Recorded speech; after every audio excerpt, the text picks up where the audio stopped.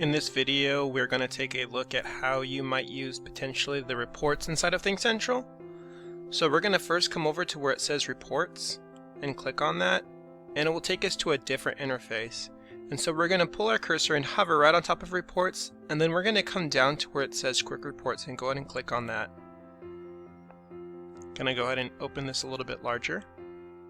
So if you don't happen to see your current course, you may need to come to the drop down here and select the course that you're wanting.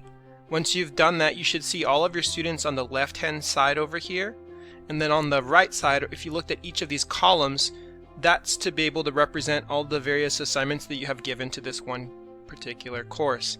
Now if you were to come over here and click on any one of these columns up at the top, what you'll do is you'll get a breakdown. This is a quick snapshot in terms of how your students have performed as a class, and each of your students, I only have the one here, would be listed, and you can quickly see how did my class perform on item 1, on item 2, on item 3, so that you might see if there's anything you need to dig further into. I'm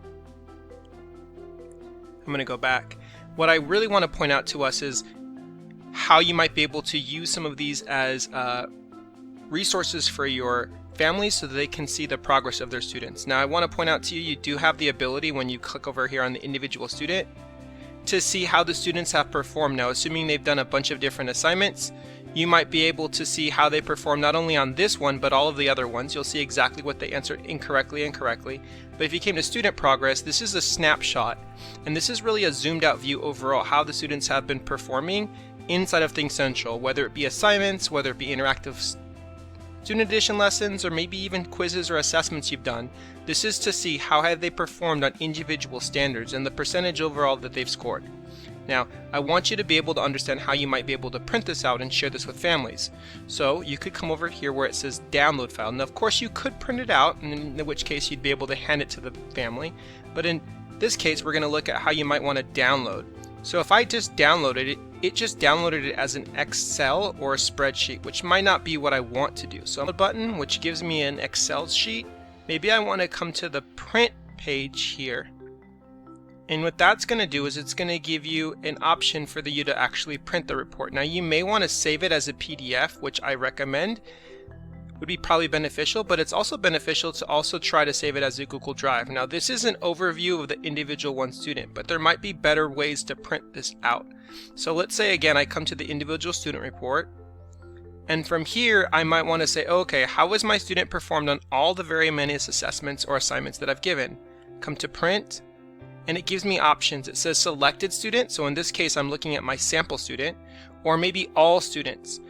Now, I think there's a lot of benefits if you were going to be able to do an entire file for yourself of all your students. However, maybe you're wanting to create some digital folders, and you maybe want to collect and compile things in there. Maybe, for example, for parent conferences or any other types of meetings, so that parents have a snapshot in terms of how their students have been performing throughout the course of either a trimester or over the span of a certain amount of time.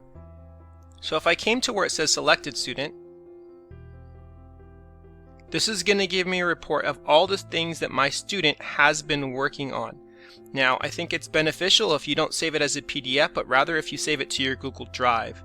Now, I mentioned that you may want to be able to compile a folder here. So let's say I saved it.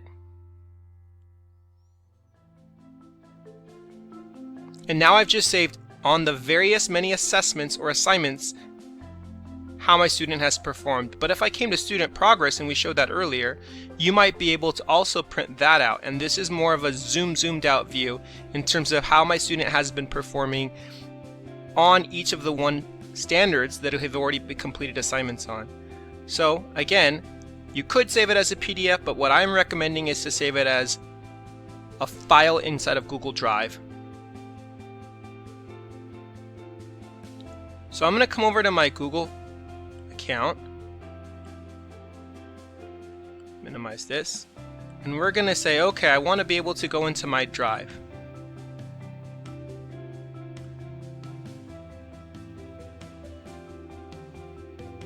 Now I can start to see that those documents that I've been saving are just here, not necessarily in any organizational manner. But what you may want to do is add some folders. So let's say, for example, I add a folder and I might call it my current class. So in this case, it might be Mr. Ward's class. And you may even want to put the year. Let's say I said 2020, 21. Now I can go to that folder, and I have my folder here, and at this point I think it might be beneficial to start adding folders for each of your students. So I might call it sample 1 or student sample, and whatever your students' names might be.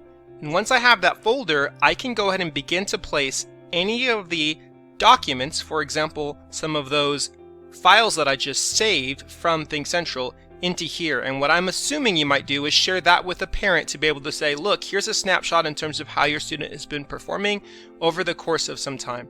And I imagine that you might be able to use those other documents as well, but it's just a quick way how you might use Think Central. I'll go back to that screen for a moment. With your quick reports to be able to save those documents or print those documents really, but rather than printing them out as traditionally you might do, but to save them this time around as Google Drive files, and that might be something you might want to share with families. Thanks so much for taking a look.